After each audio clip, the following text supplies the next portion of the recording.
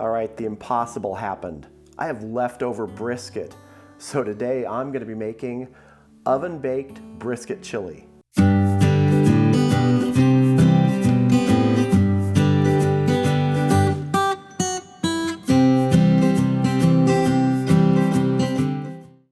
Now this is a very simple recipe. All you need are the ingredients. There's not a whole lot to do to it other than get it in the pan. I'm going to be using an enameled Dutch oven. Kind of saute the onions, get everything in there, and then get it in the oven for several hours. So let's get started. I'm just going to put a little bit of oil in my pan. And I have my Dutch oven on low heat. We just want to bring it up to temperature slowly before we get it in the oven. And the temperature we're going to use in the oven today is 275 degrees, sort of low, because we want to develop this flavor, thicken this chili. It's going to be great. So we're going with 1 medium onion, and we're just going to let that start to soften up a bit. All right, now we're going to add this mythical leftover brisket. I know, I made a big brisket recently. Ended up with about 2 3/4 pounds of brisket flat left over. I cubed it up, it's been in the freezer. Now it's time to get it in this Dutch oven and make some chili. And these chunks are still frozen. That's the great thing about this. You can take this straight from the freezer, get it in the pan. Now I'm gonna add 28 ounces of some crushed tomatoes and 28 ounces of some diced peeled tomatoes. Just gonna let these all get down in there. Now for our seasonings. We're starting with a tablespoon of chili powder, and I'm using sort of a dark California chili powder. This is a blend that I use. You can use any sort of chili powder you like. A teaspoon of powdered oregano, a teaspoon of powdered coriander, 2 tablespoons of cumin, 1 tablespoon of granulated garlic, 2 teaspoons of cracked black pepper, and 2 teaspoons of kosher salt. And we're just going to slowly mix this in here.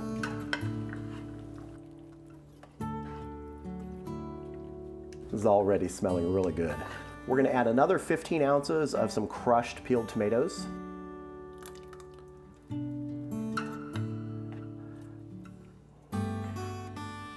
Now I'm going to add 7 ounces of green chili. These are green chilies from a can. Now I'm using these because they're simple, and when you're doing a recipe like this where it's leftover brisket and you're adding ingredients and you may not want to go and roast your own chilies and everything, there's nothing wrong with these.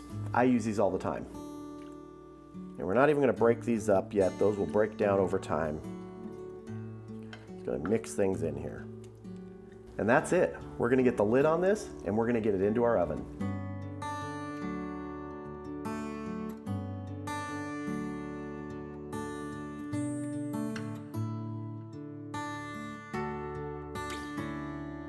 In about 90 minutes, we'll come back, check it, and give it a stir. All right, we've been going for 90 minutes. Let's have a look at our chili. Let's get our lid off. Just want to give this a stir. Still got plenty more time to go here. We want that meat to tenderize further. All these flavors to come together, and man, it smells great. Now, if it looked like it was thickening too much too quickly, you can just add some water to it. I would add warm water, maybe a cup, but right now it's looking good to me. I'm not going to do anything. We're going to check it again in about another 90 minutes, and we'll see how we're doing there.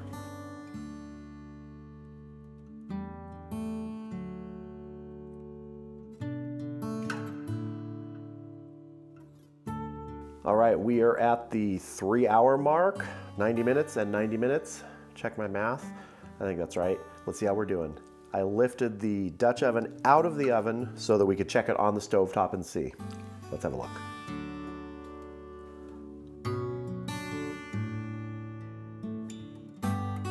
That is looking good after 3 hours.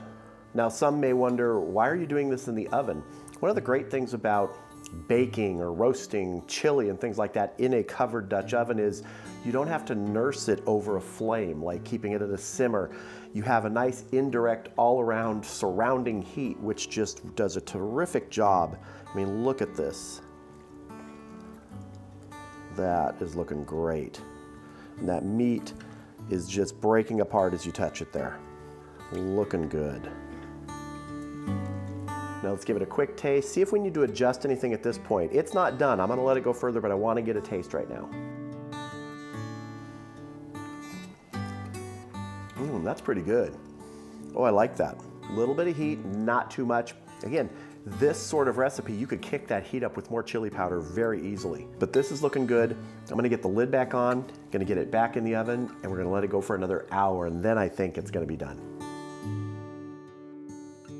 All right, so we've gone a total of 4 hours in the oven. I removed the Dutch oven so we can have a better look at it here. So let's see, I'm pretty sure it's done. Oh yeah. That is looking good. That meat just falls apart as you press it. All right, this is still a little too hot to eat here. I'm gonna put the lid back on. We're gonna let this sit for 20 to 30 minutes. And while that's cooling down just a bit, we're gonna make some crispy smashed potatoes to put some of this chili on. All right, I have my cast iron skillet on the stove here, and we're just gonna get going at about medium heat. I've already taken a couple red potatoes, and I just microwaved them for about 3 minutes, or sort of medium small. If you want to, you could just wrap them in some foil, put them in the oven in the last hour with the chili, just sitting there in the rack, and you can get them cooked that way. But we need them to almost baked potato consistency to do these smashed crispy potatoes. Let's get a couple tablespoons of butter in here. Make sure we have a good coating of butter in here. You could also use bacon fat or anything you want like that. All right, we're gonna take one of our potatoes. We're gonna put it right there. Skin is still on. Now, I've done this before out on a cast iron griddle where you just use my hand and with a glove and push down, but I'm gonna use my burger smasher today. Just take it, smash that potato down. And if it comes apart a little bit, that's all right. Just force it back together. Let's hit this top side with a little salt, a little pepper. I'll let that one side crisp up pretty good. All right, let's go ahead and turn our potato over here. It's probably gonna break, and that's all right, we can reassemble. Just getting crispy pieces here. All right, I'm gonna go ahead and let this crisp up, and then we're gonna use this as sort of the base when we plate some of our chili.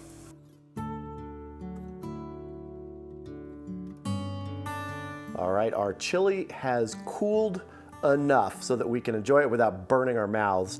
I've got one of the crispy smashed red potatoes here on a plate, and I'm actually gonna put chili on the plate with it. We're not going with a bowl today. I'm gonna try not to make a mess here, at least not too big of a mess. And let's put some chili right on top of the potatoes too, because that's what they're here for. All right, chili's here with the potato. It's time to taste. So I'm actually gonna go for a little bit of the chili with the potato first, because I think it's gonna taste pretty darn good. Let's see. That's really nice flavor on that chili. Wow. Not too hot. You could add more chili powder. I mentioned that before. If you want a really kicked up chili, double or triple that amount of chili powder that I put in. Or you could actually add some hot chilies to it. You could add some habaneros, you could add some jalapenos. But this is just about right for me and the people that I cook for, because a lot of them don't like super spicy, but there's just enough here. Cooking it in the oven like we did, it's such a great way to develop flavor over an amount of time where you don't have to just sit there and watch the burner. Is it simmering? Is it too hot? Is it boiling? In the oven, in a Dutch oven, gives you fantastic results like this, and the meat is just fall apart tender. So in the unlikely event you have some leftover brisket, give it a shot making some chili like this in the oven, in a nice Dutch oven. Give it that time to develop, all those flavors to come together, the meat to tenderize, and heck, you know, throw it on top of a potato or something at the end there for a little bit of extra flavor.